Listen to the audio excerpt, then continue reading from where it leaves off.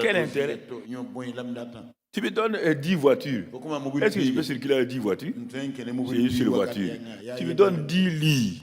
Je peux dormir sur 10 lits, un seul lit. Tu me donnes 25 maisons. Je peux dormir dans 25 maisons, une seule maison. Donc, pourquoi vous voulez accaparer? Quel est cet amour de l'argent là? On m'a donné une maison ici, bénis ça. On m'a donné 5e voiture, on m'a donné 7e voiture, on m'a donné ceci ou cela. Les pasteurs qui se vendent, voici notre premier milliard de tel pasteur, 10e milliard. Tu vas faire quoi avec ça? Tu as déjà vu quelqu'un qu'on enterre avec l'argent? Tous les jours, les gens meurent. Ils s'en vont dans un cercueil vide. Frères et sœurs, il faut que vous sachiez, la vie chrétienne là, ce ne sont pas les activités que nous faisons. Nous avons confondu la vie chrétienne avec les activités chrétiennes. Nous avons confondu la vie de l'esprit et le ministère de l'esprit. Nous avons mélangé les deux. Et nous sommes tellement contents parce qu'on est parti. C'est vrai, c'est bon. J'ai tenu une campagne d'évangélisation, j'ai eu 300 personnes. Formidable. Dieu est content. Le royaume de Dieu a grandi. Mais qui les a convertis? C'est pas toi, c'est Jésus. Mais regarde, quand tu viens à la maison, regarde ta vie. Regarde ta vie. Toi, tu regardes ta vie là. C'est ta vie qui va t'amener au ciel, ce n'est pas ton ministère. Ton ministère, c'est les récompenses. Mais pour avoir récompense, il faut aller. Les gens flattent, les gens, quand ils voient les réseaux sociaux là, tel apôtre a dit, tel prophète a dit, tel pasteur a dit, eh bien, ce sont des plaisantins. La clé du royaume pour entrer dans les mains de Jésus. Ce n'est pas dans les mains d'un apôtre, ni d'un pasteur, ni d'un docteur. Et il t'a dit ce qu'il faut faire pour entrer. Comment te garder? Il a suscité des hommes avant nous. Il n'y a pas quelqu'un dans le Nouveau Testament qui peut atteindre le ministère de Paul. Dieu l'a suscité exprès pour enseigner l'Église. C'est pourquoi la moitié, les 2 tiers du Nouveau Testament, c'est Paul. Si Dieu a mis son sceau sur les enseignements de Paul, toi, tu n'enseignes pas pour l'Église, c'est les enseignements de Paul. Ce n'est pas l'Ancien Testament.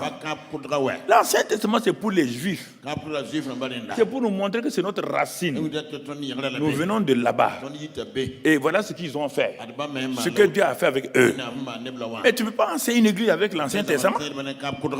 Ils vont changer comment? On te dit, c'est difficile. Les gens ne lisent pas, surtout ils n'aiment pas hébreu.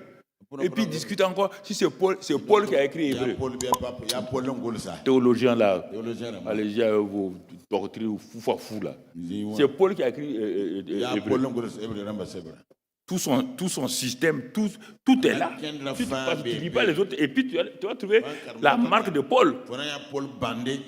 Dieu dit à Paul de nous dire que si l'ancienne alliance avait été parfaite, si le sang des boucs avait été parfait, il n'allait pas amener la nouvelle alliance. Écoutez-moi, jeunes gens, il n'allait jamais amener la nouvelle alliance.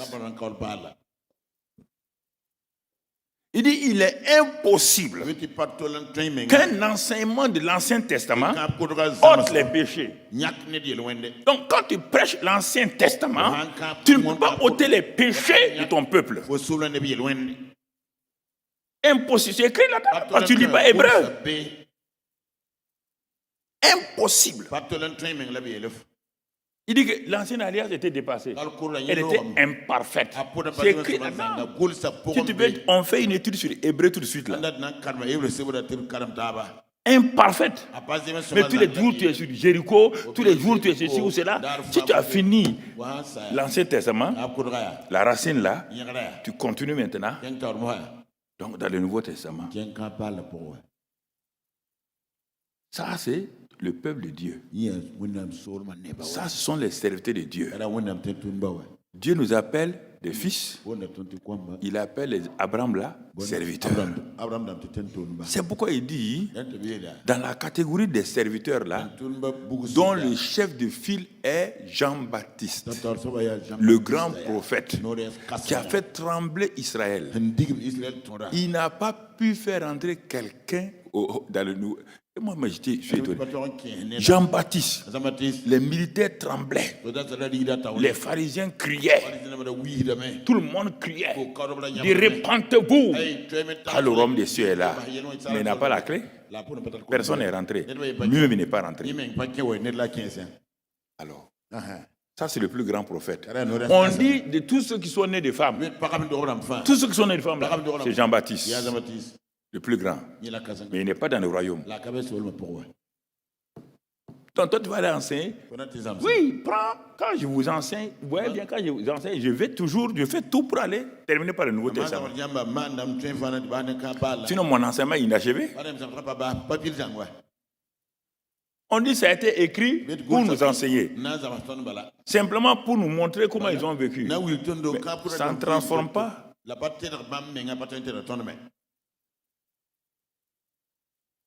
Parce que nous, les pasteurs, n'aimons pas lire les épîtres, méditer. Parce qu'il n'y a pas d'histoire là-dedans. Nous, surtout les Africains. Les Africains aiment les histoires. Ils aiment raconter des histoires. Mais dans les épîtres, il n'y a pas d'histoire. C'est révélation. Il n'y a pas d'histoire dans les épîtres. Quelle histoire tu vas raconter? Quand Paul parle aux Éphésiens, quelle histoire? Colossiens, Thessaloniciens, Hébreux. Quand Jean parle, il y a quelle histoire? Mais dans l'Ancien Testament, c'est rempli d'histoires. Comment on va faire pour traverser Jéricho? Jéricho. Et tout le monde se lève. Qu'est-ce que tu as dit? Rien. Qu'est-ce que tu as dit? Plaisantin comme ça là. Quand je regarde à la télé, tous ces pasteurs, je dis, mais ce gars-là, attends, il va aller. Ok, pardon. C'est bon. Vous vivez avec vous-même. Tu es en train, chaque jour qu'il se lève là, tu es en train d'aller vers Dieu. Et Dieu va te, il dit, mais il va te juger sur les gens que Dieu t'a, les brebis que Dieu t'a données. Tu es sauvé par la foi. Mais pour que ton salut soit réel, si tu es pasteur, homme de Dieu, c'est ce que tu as fait avec le peuple de Dieu là, c'est ça qui va garantir ton entrée et ta certitude. Vous ne voulez pas lire la Bible, même dans Jérémie et Ézéchiel, il a déjà dit. C'est pourquoi je ne joue pas le peuple. Quel que soit ce que j'ai, je paie le prix pour le peuple.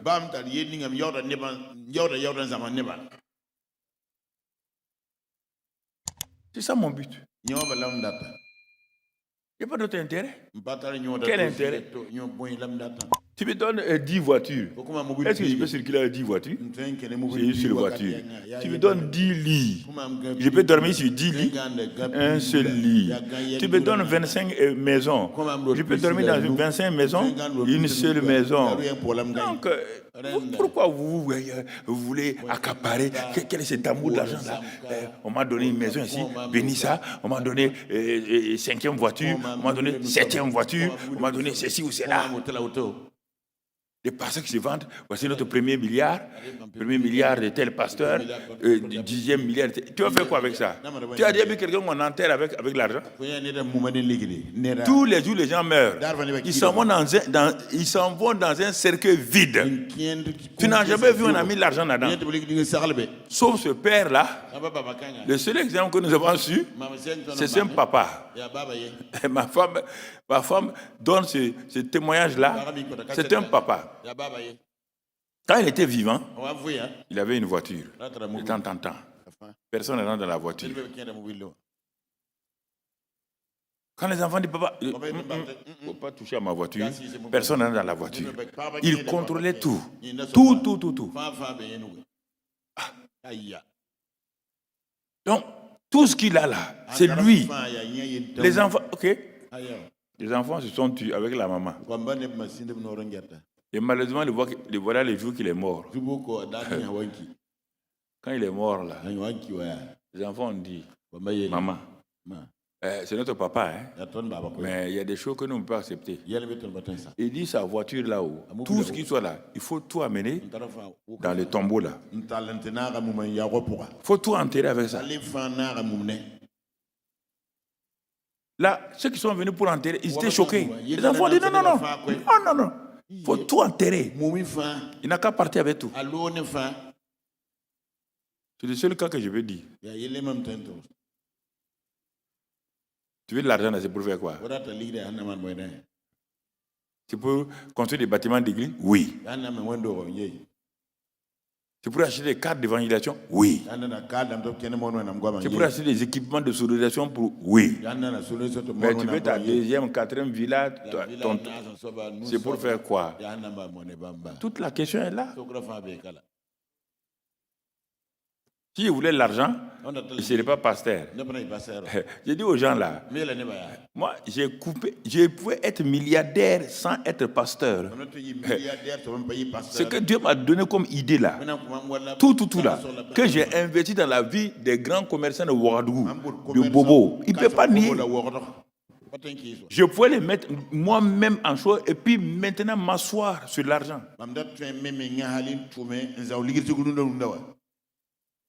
Donc, ce que je vous dis là, c'est pas...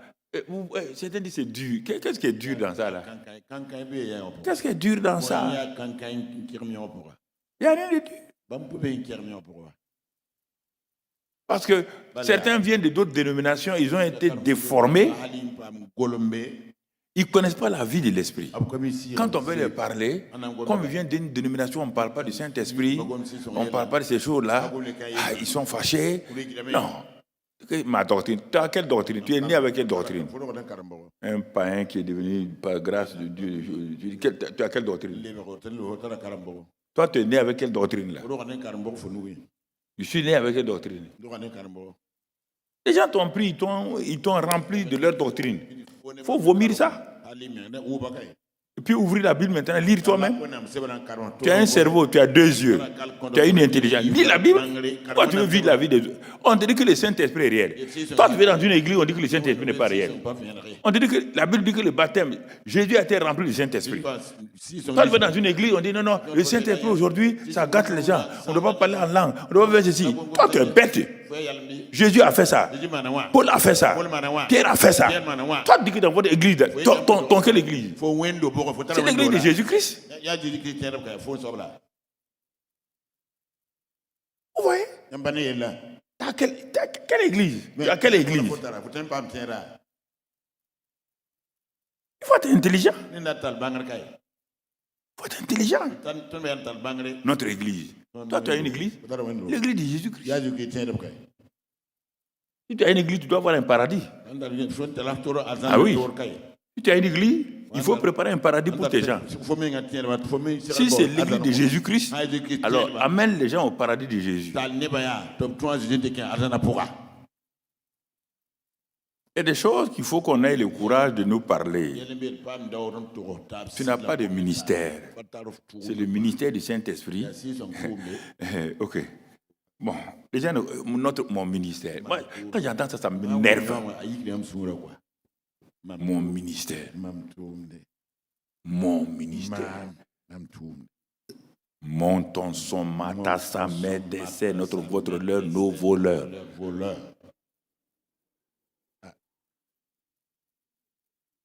C'est ça que tu as appris à l'école primaire. Et tu n'as pas oublié. Tous les jours, maman. Ça, c'est les enfants. Quand tu vois les enfants jouer là, c'est maman, il a pris mon billet, il a pris mon. C'est des enfants. Un gaillard comme toi. Mon église, mon ministère.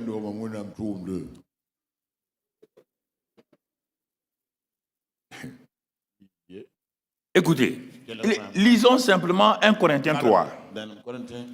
Dieu nous a appelés à travailler avec lui et non pas travailler pour lui. Africain en particulier, parce que dans nos langages là, vous aimez ce mot-là. Nous, moi, je travaille pour Dieu. Menteur. Menteur, où tu as entendu ça? Dans quelle chose? Tu travailles pour le gouvernement. Ça oui, c'est pour qu'on te paye. Tu travailles pour une entreprise. C'est pour qu'on te paye. Mais avec Dieu, tu travailles avec Dieu. Toi, tu peux faire le travail de Dieu. Sans Dieu, tu peux le faire.